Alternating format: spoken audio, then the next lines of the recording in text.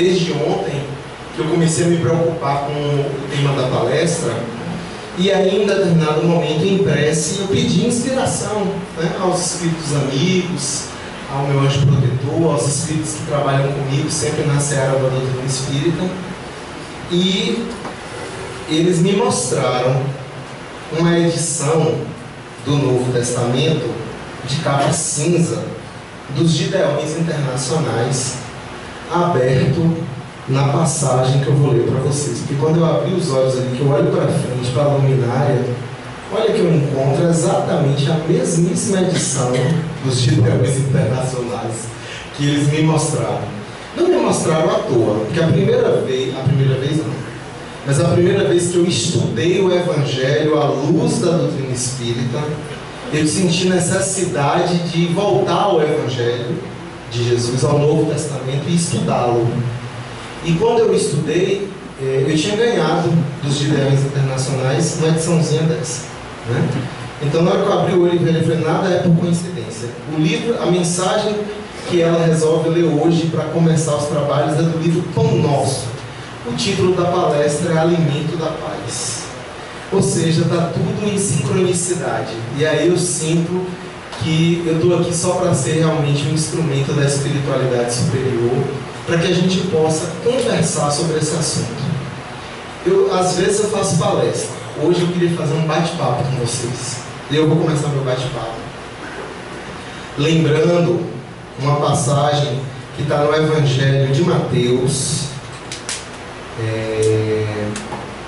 capítulo 6, versículos de 25 a 32. Não, a 33, desculpa. Eu vou ler rapidinho, é uma passagem bem curta. Diz assim: Por isso eu vos digo, não andeis ansiosos quanto à vossa vida, pelo que haveis de comer, ou pelo que haveis de beber, nem quanto ao vosso corpo, pelo que haveis de vestir. Não é a vida mais do que o mantimento, e o corpo mais do que o vestuário? Olhai para as aves do céu, que não semeiam e nem secam, nem ajuntam em celeiros, e vosso Pai Celestial as alimenta. Não tende vós muito mais valor do que elas? E qual de vós poderá, com todos os vossos cuidados, acrescentar um côvado à sua altura? E quanto ao vestuário, por que andais ansiosos? Olhai para os lírios do campo, como eles crescem. Não trabalham e nem fiam. E eu vos digo que nem mesmo Salomão, em toda a sua glória, se vestiu jamais como qualquer um deles. Pois se Deus assim veste a erva do campo, que hoje existe e amanhã é lançada no forno, não vos vestirá muito mais a vós, homens de pequena fé? Não andeis, pois, inquietos, dizendo: que comeremos? Ou o que beberemos? Ou com que nos vestiremos? Porque todas essas coisas os gentios procuram. De certo, o vosso Pai Celestial bem sabe que necessitais de todas essas coisas. Mas buscai primeiro o reino de Deus, a sua justiça, e todas as coisas vos serão acrescentadas.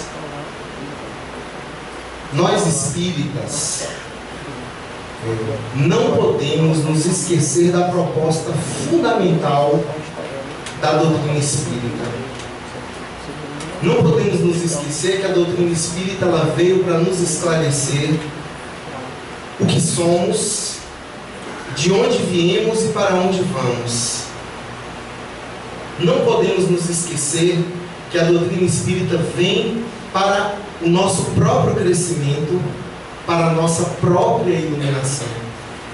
Mas não podemos nos esquecer de que a doutrina vem nos esclarecer que somos seres dotados de consciência e livre-arbítrio, e, portanto, que a construção dos nossos próprios destinos não compete ao outro, senão a nós mesmos.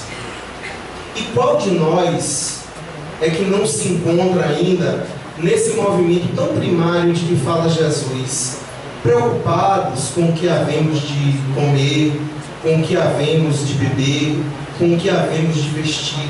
Ainda estamos numa faixa, estagiando na materialidade, em que as preocupações com as vicissitudes da vida, com as necessidades mais básicas da existência, ainda ocupam grande parte da nossa mente e dos nossos esforços. E vem o Mestre Jesus, que nos foi ofertado pelos Espíritos Codificadores como sendo o guia, o Mestre, o exemplo a que todos nós devemos aspirar, nos dizer que antes nos preocupemos em buscar o reino de Deus e a sua justiça, porque todas as outras coisas nos vão ser acrescentadas, porque Deus conhece mais do que nós as nossas necessidades, porque nós valemos mais do que as aves do céu, do que os lírios do campo, e que todo esforço que a gente pode fazer, a gente não vai conseguir acrescentar 1 centímetro sequer à nossa altura. Que não adianta a gente se preocupar com o de comer, com o de vestir, quando nós estamos desencontrados e perdidos de nós mesmos. Porque o alimento da paz se distribui a partir do alimento da paz que nós temos guardado no nosso celeiro, que se chama o coração. Porque é do coração onde nós nos identificamos com a presença de Deus. Se Deus tiver que estar em algum lugar, Ele vai estar aqui. O primeiro contato dele conosco é através dos nossos corações. Eu costumo dizer sempre em minhas palestras que as pessoas têm a mania de orar assim: vamos elevar os nossos pensamentos a Deus. E nessa frase existe uma crença, um conceito, um atavismo de que Deus não só está fora de nós, como Ele está no alto, inalcançável para nós. E a doutrina espírita nos ensinou um Deus que Ele é imanente à sua criação. Ele não é a própria criação, mas Ele habita em toda a sua criação. Então, se Deus tem um templo, esse templo não se chama Fraternidade Espírita Irmãos. Esse templo não se chama Igreja Católica, esse templo não se chama Igreja da Comunidade Evangélica de não sei o que, não sei o que lá. O único templo onde nós podemos adorar a Deus verdadeiramente é em nossos corações, é em nossas consciências, onde em sua sabedoria infinita Ele inscreveu as suas leis. Ninguém pode chegar aqui para mim para dizer assim: Arthur, eu não conheço bem, eu não sei o que é o amor, eu não sei o que é o perdão, eu não sei o que é a solidariedade, eu não sei o que é a caridade, porque todos esses valores, eles são valores nascentes das leis naturais que Deus deixou inscrito em nossas consciências desde que nos criou como espíritos. Todos nós, de forma intuitiva, de forma instintiva, trazemos em nós a crença na existência de uma força superior e compreendemos as leis da ética e da moral, porque elas residem no íntimo de nossas consciências. Às vezes a gente quer fugir um pouco dessa responsabilidade, porque é uma responsabilidade muito grande de saber que eu é quem sou o autor do livro do meu destino. Eu não posso culpar a Deus pelas minhas escolhas, eu não posso culpar a ela, eu não posso culpar meus pais, eu não posso culpar os meus colegas de trabalho, senão as escolhas que eu próprio fiz ao longo da minha existência. Sou eu que tenho que responder por mim mesmo, porque eu é que tenho um parâmetro divino, eu é que sou ser divino, em cuja essência eu posso manter um diálogo íntimo com o meu Criador, fonte de todo o amor, fonte de toda a sabedoria, fonte de toda a luz. E ela é uma fonte que não para de jogar. Mas as comportas do nosso coração, muitas vezes, elas estão trancadas para a presença de Deus. Elas estão fechadas para a presença de Deus.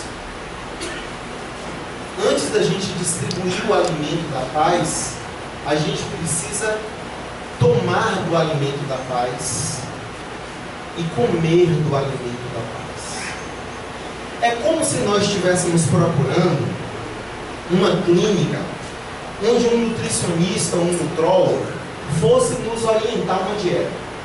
Então vamos imaginar que o centro espírita, a casa espírita, nesse momento é uma clínica de orientação nutricional. Você vai chegar aqui dizendo, eu quero emagrecer, estou muito gordo, estou sedentário. E aí o nutricionista, o médico, o nutrólogo, vai lhe orientar, né, algumas coisas acerca da maneira como você se alimenta. E o primeiro baque é quando a gente descobre que a gente se alimenta muito mal.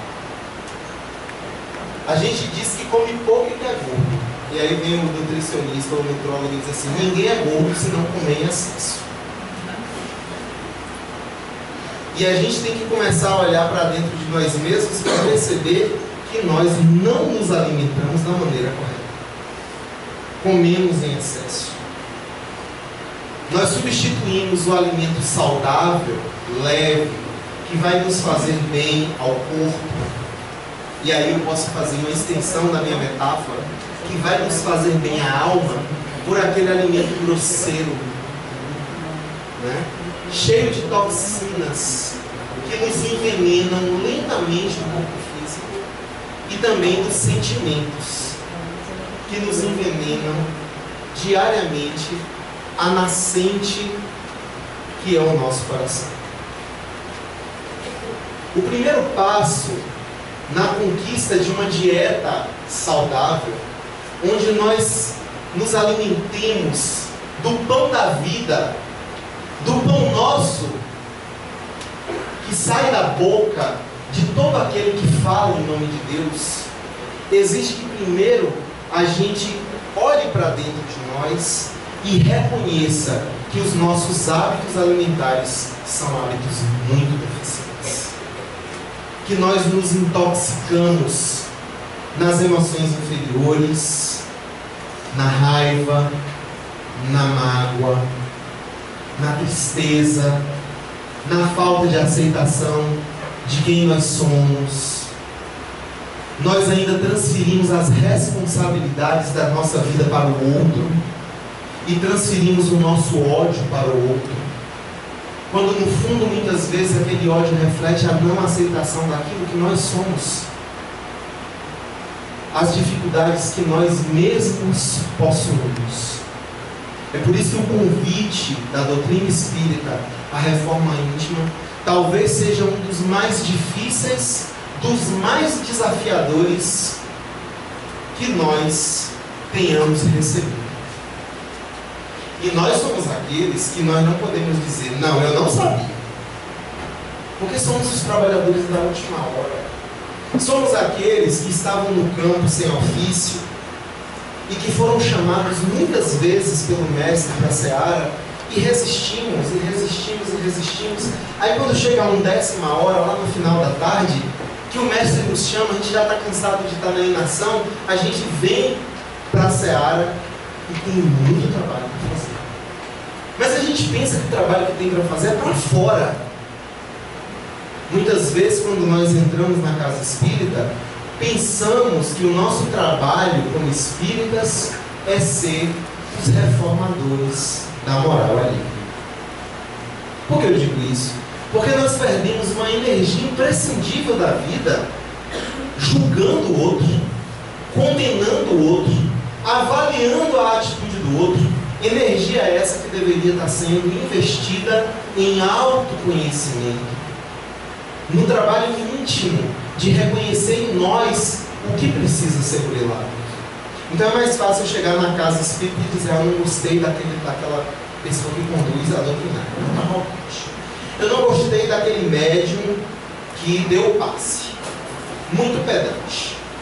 Nariz empinado, se acha, eu não gostei. Então nós começamos a transferir a nossa própria sombra, ou seja, aquela parte que está em nós inadequada, que nem nós bem aceitamos, começamos a transferir para o outro, perdendo um tempo precioso de trabalho na seara do Mestre, que é o trabalho de levar luz para dentro.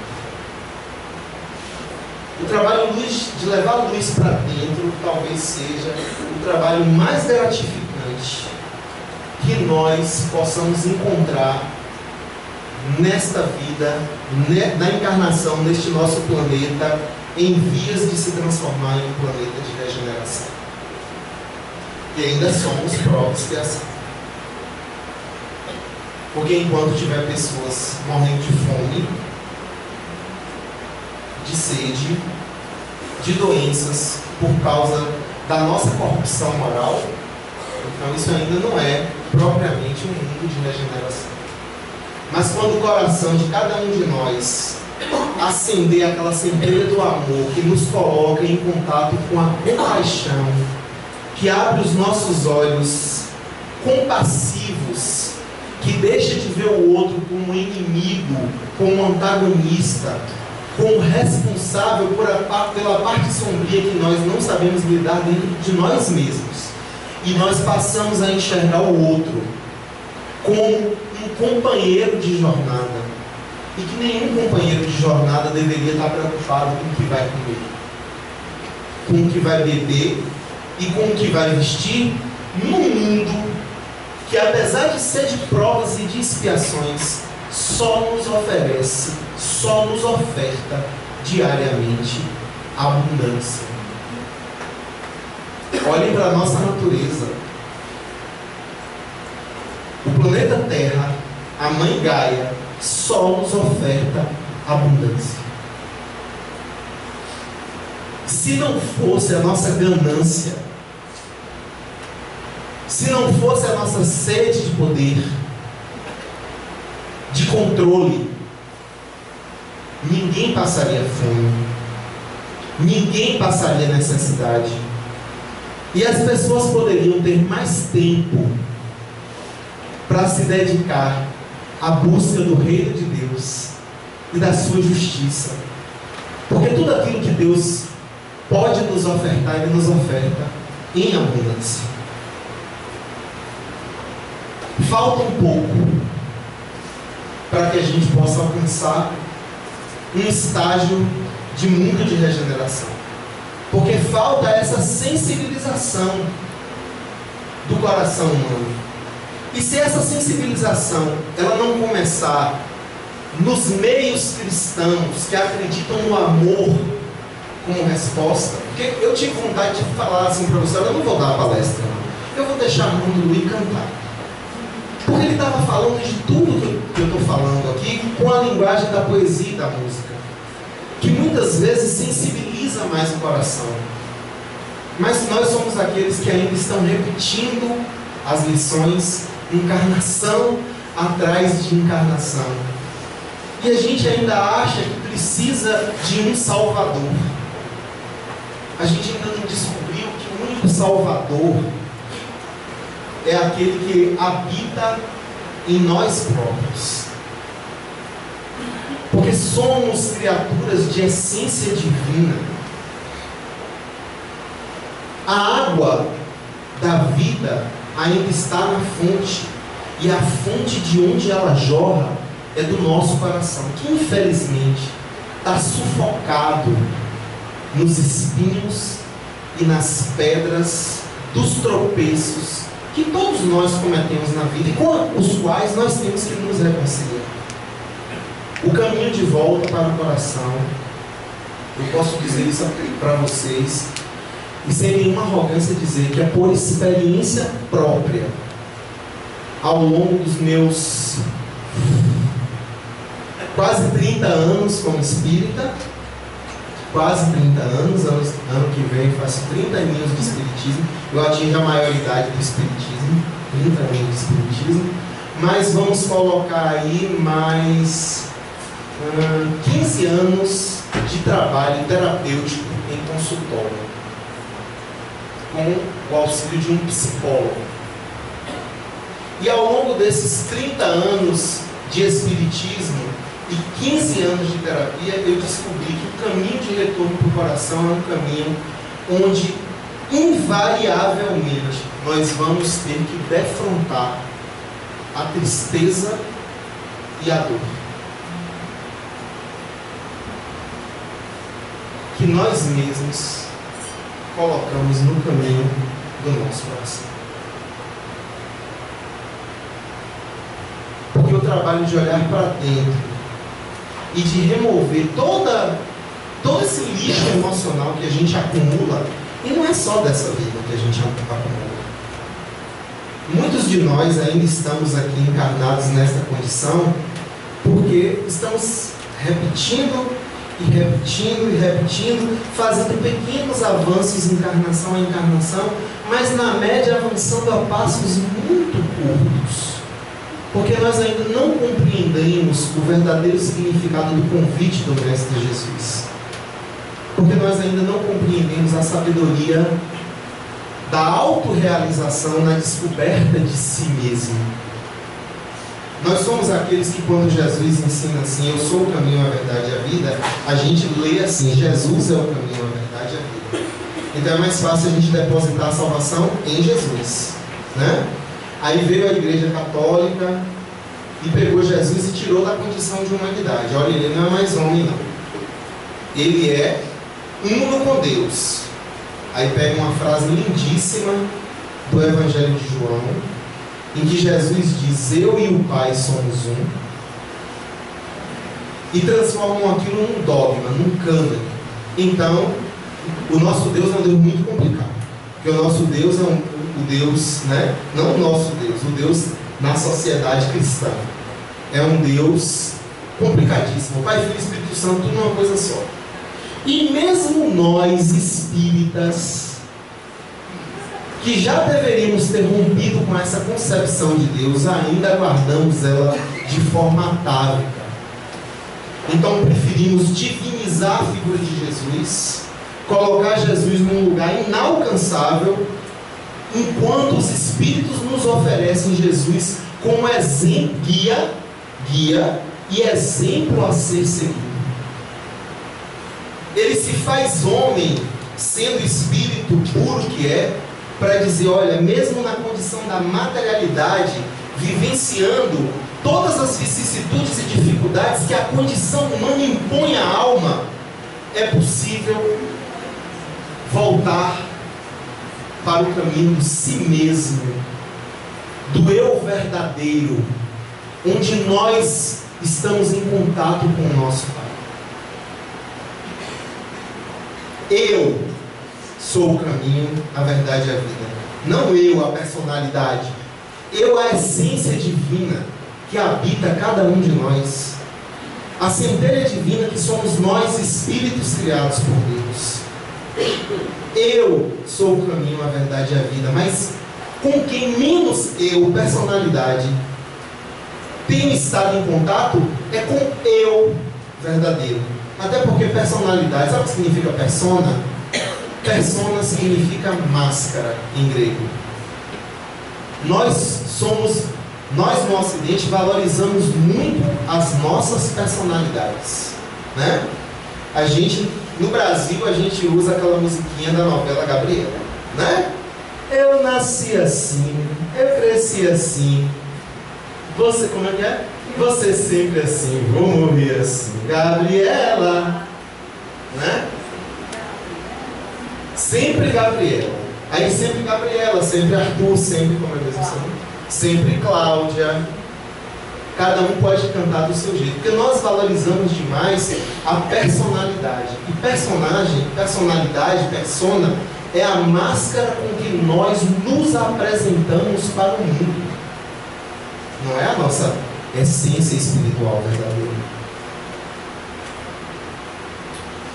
E nós só vamos descobrir isso quando nós investirmos energia para realizar trabalho de limpar o caminho do coração na redescoberta da essência daquilo que nós somos.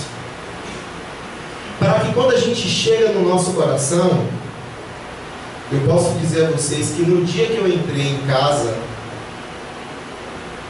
essa casa que é meu coração, eu tive muita compaixão por mim mesmo, porque eu descobri que minha casa era um verdadeiro pardieiro, sujo, imundo das emoções em desalinho, dos sentimentos em desalinho, das mágoas que eu mesmo cultivei. E o trabalho de limpar essa casa dá trabalho. Porque viver dá trabalho. E é esse o trabalho que Deus espera de nós. A gente está preocupado em fazer grandes obras para aparecer. Está todo mundo achando que vai chegar no mundo espiritual, Deus vai perguntar assim: o que fizeste da encarnação que eu te confiei? Ninguém vai te perguntar nada, nem os espíritos superiores. Os inferiores às vezes fazem, porque eles estão vibrando na mesma faixa da gente, diz assim, né? André Luiz, nosso lado: suicida! Suicida! E ele ficava em tormentos, né? Porque ele não entendia que as escolhas que ele havia feito em vida haviam conduzido ele a um suicídio inconsciente. Então os espíritos inferiores fazem.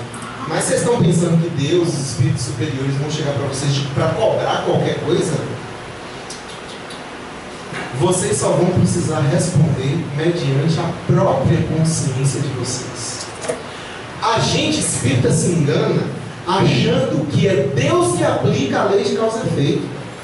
A lei é da vida, a lei é natural. É a nossa consciência que abre a porta para a lei de causa e efeito. Porque no momento em que nós reconhecemos o equívoco de nossas ações, imediatamente a gente evoca a lei de causa e efeito, sem querer. E ela vem. Ela vem. Ela vem como um teste de paciência, ela vem na família, ela vem na forma de uma doença, ela vem na forma de um desafio existencial, ela vem na forma de uma dificuldade financeira, ela vem na forma da dificuldade da criação de um filho, ela vem na dificuldade do relacionamento com o cônjuge, ela vem na dificuldade de aceitar-se como você é. E enquanto você não fizer esse trabalho de autoaceitação, de auto-amor, você vai continuar nesse ciclo de dor e de renascimentos que os hinduístas chamam de samsara e que nós chamamos de reencarnação. É preciso, portanto, entender que precisamos fazer uma nutrição correta da nossa alma com o pão da vida. É preciso que nós façamos a digestão e comamos tudo daquilo que nos faz bem. E eu tenho certeza que se eu perguntar a cada um de vocês aqui, o que nos faz bem no dia a dia é o afeto, é o amor, é o carinho, é o respeito, é o companheirismo, é a solidariedade, é a caridade, é a compaixão. Enquanto que os ciúmes, a inveja, o egoísmo, a competitividade, o orgulho, a vaidade, o poder, a ganância, só nos envenenam e nos intoxicam. E a vida está nos convidando a comer do bom e do melhor. Do bom e do melhor. Nós não podemos e precisamos abandonar a ilusão do controle. Porque nós achamos que para garantir o nosso lado, a gente tem que controlar a vida do outro. Então eu quero que minha amiga aqui haja comigo como eu acho que é certo. Leve engano. Ela é ser humano, dotada de livre-arbítrio, de escolhas. Ela tem uma história que eu preciso respeitar. Ela faz o que lhe dá na telha, porque ela é dotada de livre-arbítrio. Mas eu absorvo, eu engulo com a minha garganta espiritual, que não é. é aqui, ó. Que é aqui que a gente ouve a crítica, é aqui que a gente ouve o comentário ácido. A gente engole ou não, se a gente quiser. O outro tem o direito de fazer o que ele quiser. Mas nós temos o poder de selecionar o que daquilo nós queremos absorver. É por isso que Paulo de Tarso dizia em uma de suas epístolas: observai tudo e retende o que há de bom. Eu não posso controlar cada um de vocês. Eu estou descobrindo que eu mal me controlo. Com 30 anos de doutrina espírita e 15 anos de terapia, tem hora que nem eu consigo controlar a minha dieta. Eu estou falando da dieta espiritual. Mas quem me conhece de pelo menos aí uns 10 anos, 5 anos fazendo palestra aqui na Fraternidade Espírita em Rancheira, sabe que eu já fui 25 quilos mais gordo, né? Eu falei assim: como é que eu estou fazendo o que está de dentro e não estou fazendo o que está de fora? Tem uma coisa errada, né? Então, como eu estou cuidando integralmente do ser humano, eu me lembrei de uma partezinha do Evangelho segundo o Espiritismo, onde os Espíritos dizem assim: cuidai do corpo e do Espírito. Porque o meu corpo é o veículo mais grosseiro da minha alma. Ele é meu corpo de manifestação no mundo material. Ele é meu instrumento. E embora a gente costuma chamar de corpo grosseiro, ele é formado de pelo menos uns trilhões de célulazinhas que são seres muito delicados, né?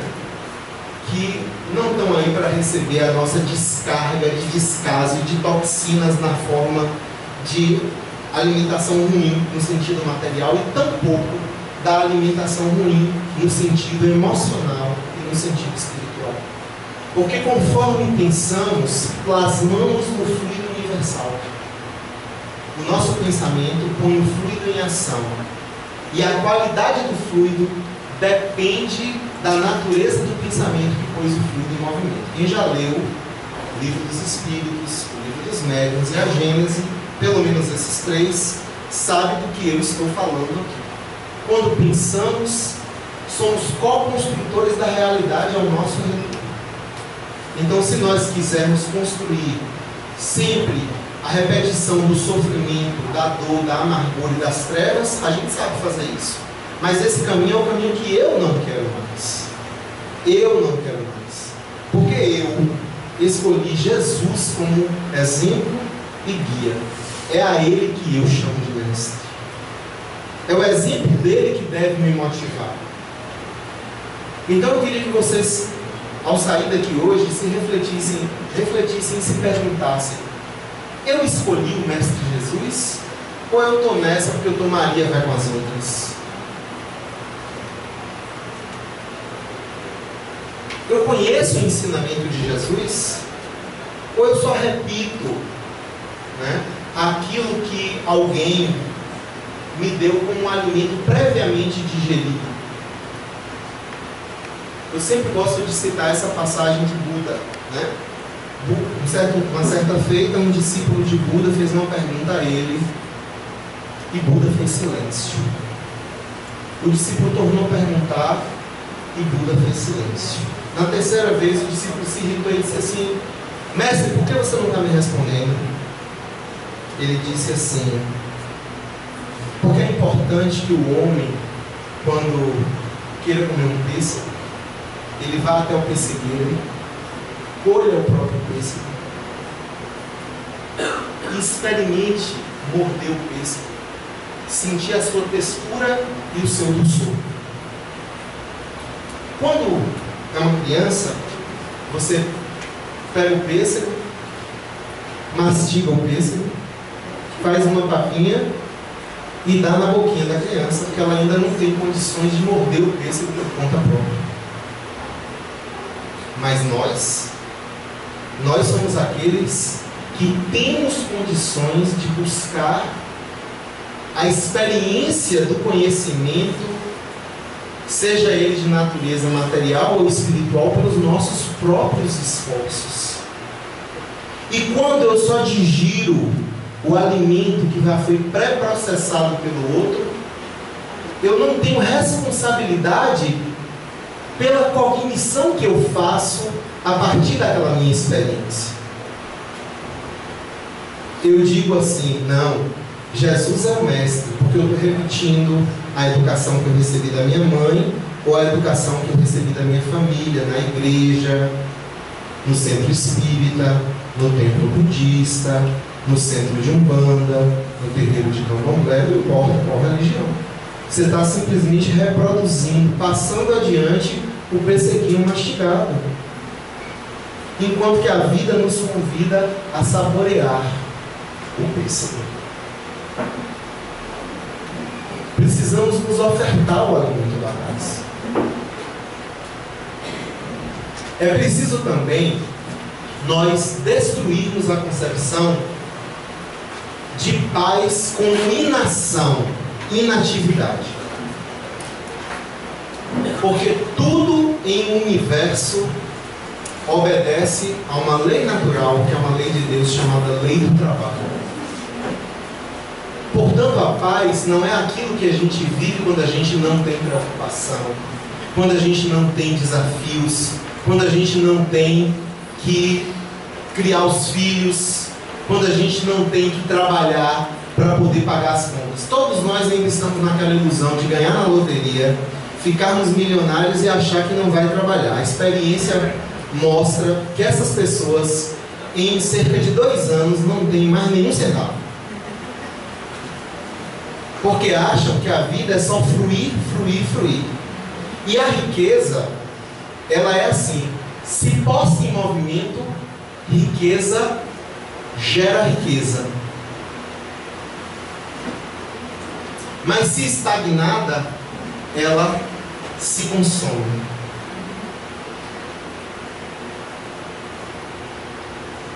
O poder é assim.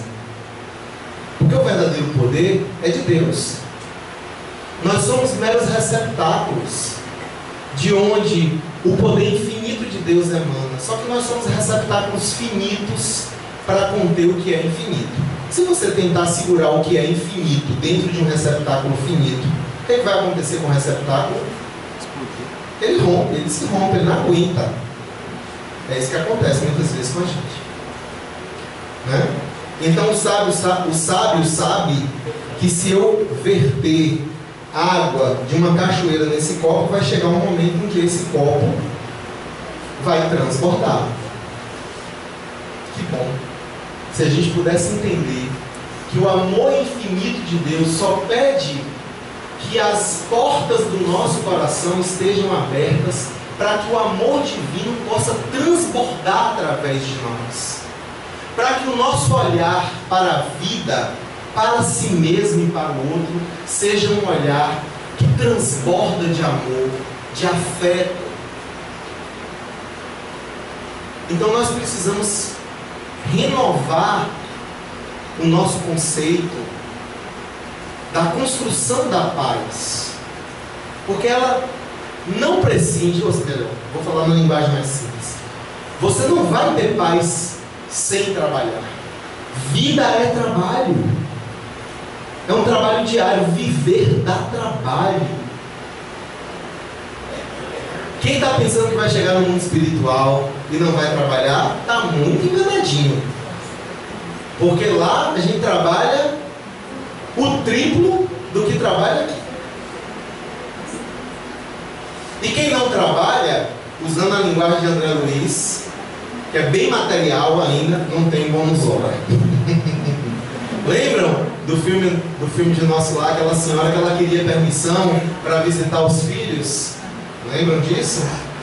E aí o que foi que o ministro Clarencio disse para ela? Minha senhora, a senhora tem que trabalhar, porque a senhora não tem bônus hora, não tem direito de visitar seus filhos, porque a senhora não está dando a sua contribuição dentro da colônia, né? Isso é uma linguagem bem material, que é como as relações ainda estão naquele nível de espiritualidade grosseira em que Nosso Lar se encontra. Mas é porque nós somos assim, a gente acha que não, vai chegar no mundo espiritual, vai fluir de todas as maravilhas que fluem infinitas, mas a gente esquece que para a água fluir límpida do receptáculo que nós somos, o receptáculo tem que estar limpo. Então precisamos investir trabalho, energia e, sobretudo, amor por nós mesmos, para que a gente possa purificar o nosso coração, que é o receptáculo para o amor de Deus. Purificar a nossa mente, que é o receptáculo para a sabedoria infinita que dele emana e da qual todos nós somos herdeiros. Mas é mais fácil você dizer: eu não consigo, eu não posso, né? eu não alcanço, eu não sou assim. Eu tenho uma amiga que eu sempre digo a ela: pare de dizer essas frases de cognição negativa, porque nós somos todos filhos de Deus criados para a perfeição. A gente tem que dizer cognição positiva para nós mesmos. A gente tem que renovar o nosso pensar, renovar o nosso sentir, para que o agir ele também seja renovado. Porque agimos conforme sentimos e conforme pensamos. Se o meu pensamento transita na sombra, os meus sentimentos são arrastados para as faixas mais grosseiras, e as minhas ações são dominadas por estes pensamentos e por estes sentimentos. Se os meus pensamentos eles buscam a sintonia do bem, do amor e da luz, eu evoco os melhores sentimentos para o meu coração. Eu purifico as nascentes do meu coração, dos meus sentimentos, para que possa transbordar atos de amor. Como é a música, Armando, que todo mundo soube cantar? A resposta é o amor. A resposta é o amor. Mas eu só posso dar o amor que eu tenho. O amor que eu tenho é o amor que eu dou. Então, se nós não nos amamos, ou seja, se não temos o amor por si mesmo, como vamos dar amor ao próximo? Então vocês entendem a sabedoria do Mestre Jesus quando diz que o maior mandamento da lei de Deus é amar a Deus sobre todas as coisas, de toda a tua mente, de toda a tua alma, de todo o teu coração. E que o segundo mandamento, tão importante quanto esse primeiro, é amar ao próximo como a si mesmo. Se eu não me amo, se eu não amo a mim mesmo, como eu posso amar o próximo? Tem gente que acha que é substituindo o sentimento pela ação. Ajuda um pouco, mas não resolve. Porque se a minha ação nada tem a ver com a nascente do meu coração, eu estou na hipocrisia. Eu sempre digo isso aqui nas palestras que eu digo no Face, e muitas pessoas não me entendem, até me questionam depois da palestra. Eu não quero fazer, entre aspas, bem nenhum do qual meu coração não tome parte. As ações de caridade que o centro organiza são maravilhosas, mas se você não investir seu coração naquelas ações, você muito pouco vai recolher daquele trabalho. Quem está recebendo bem maior às vezes é o outro, é quem recebe. Mas você que está fazendo o trabalho do bem, que não comprometeu o seu pensar e o seu sentir naquela ação, você pouco se beneficia daquele sentimento. Por quê? Porque a fonte de onde o amor deve brotar ainda está contaminada, ainda está ensombrada, ainda está adoecida. Vamos nos permitir nos alimentar do pão do amor. Vocês já ouviram falar da filosofia Kahuna do Ho'oponopono? Já ouviram falar? Né? Eu vou fazer só um exercíciozinho para quem não conhece, ter a oportunidade de conhecer. Eu vou pedir a vocês que coloquem as mãos na altura do coração, do chakra cardíaco, tá? E eu vou cantar o mantra do Ho'oponopono, cantado em português, né? Porque eu não vou falar Kahuna, tá bom?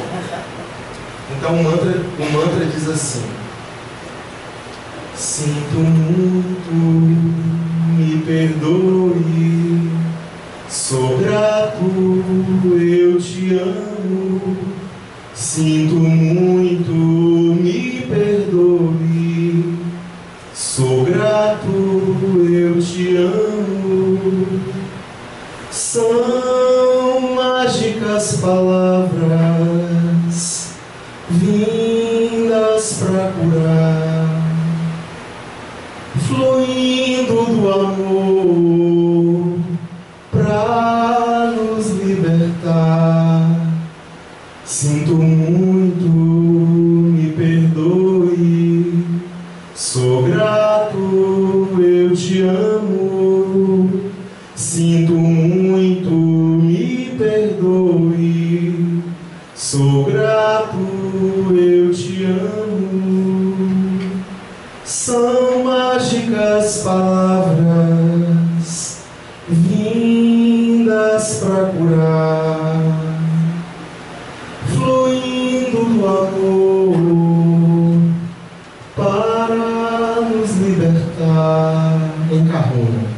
Ho'oponopono, Ho'oponopono, Ho'oponopono.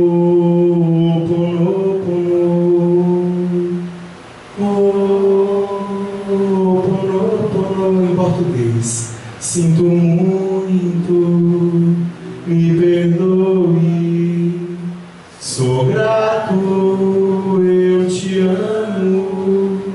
Sinto muito, me perdoe, sou grato, eu te amo. A gente tem muita dificuldade de dizer essas palavras para o outro, por conta da nossa vaidade, por conta do nosso orgulho e por conta do nosso egoísmo. Mas o poder do sinto muito, eu te amo, me perdoe, sou grato, ele transforma primeiro dentro de nós mesmos. E quando ele purifica o receptáculo que é o nosso coração, e a luz divina pode ocupar o espaço que lhe cabe, essa luz transborda para fora e cura a realidade no entorno de nós. Tem um médico, Kahuna, que fez essa experiência num hospital em San Antônio. Ele era um médico, psiquiatra e psicólogo.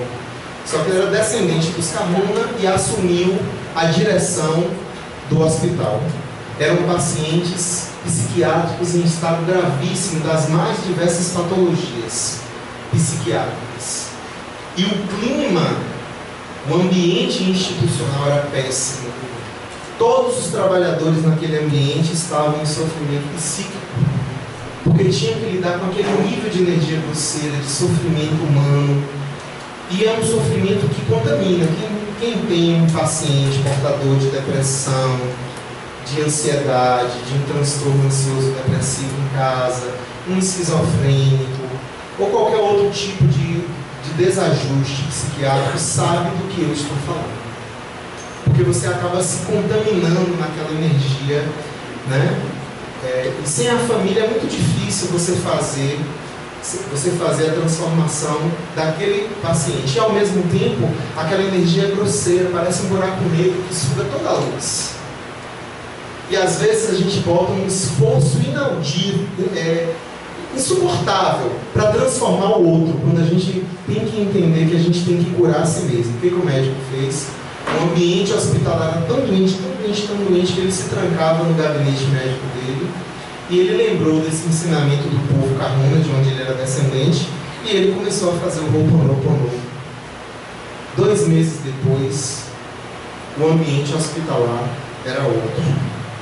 Os enfermeiros e médicos que trabalhavam na comunidade começaram a se sentir mais confiantes. E como eles começaram a se sentir mais confiantes, eles começaram a investir mais tempo, mais atenção e mais amor no cuidado dos seus pacientes. Em 2 anos, metade daqueles pacientes voltaram ao convívio de suas famílias porque eles tiveram alta do hospital psiquiátrico. Então, o que eu estou tentando dizer a vocês é que a gente só dá aquilo que a gente tem. Vamos cultivar amor por nós mesmos. Se eu ainda não tenho forças para dizer, me perdoe, eu te amo, sinto muito, para o outro a quem nós ferimos, porque a nossa condição de inferioridade ainda não nos permite, vamos pelo menos dizer para nós mesmos, vamos nos reconciliar com quem nós somos, porque eu sou o caminho, a verdade e a vida, e ninguém vai ao Pai senão por eu, não é por minha personalidade, senão pelo eu, pelo contato mais íntimo que nós podemos fazer com os nossos corações. Conforme semearmos, colheremos. Sirvamos ao próximo o alimento saudável que nós queremos para a nossa própria dieta espiritual. Ofertemos da mesma tranquilidade que nós já conquistamos. Eu não tenho essa tranquilidade não. Qual é a tua virtude? Qual é o teu talento que está escondido debaixo da terra? Onde você pode ofertar mais?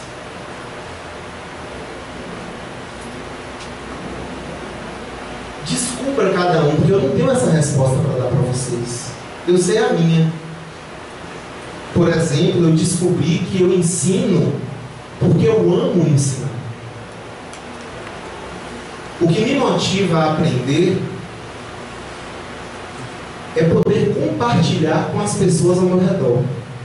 É por isso que eu dou palestra no centro espírita, é por isso que eu dou cursos, é por isso que eu sou professor de química. Porque esse foi o melhor em mim que eu consegui identificar. Eu digo sempre que tem 2 músicas de Maria Bethânia que me definem. Estou dizendo a minha, né? Cada um descobre a sua música, né? Tem uma música que Bethânia diz assim: vou aprender a ler para ensinar meus camaradas. Vou aprender a ler para ensinar meus camaradas. É por isso que eu quero ler. Eu quero ler o livro da alma. Eu quero ler o Evangelho com o coração. E tem uma outra música que a Bethânia também canta, que ela não é compositora, ela só canta. Eu não sei os autores, depois virá me ajuda, viu? Se você souber. Que ela diz assim: quanto mais a gente ensina, mais aprende o que ensinou.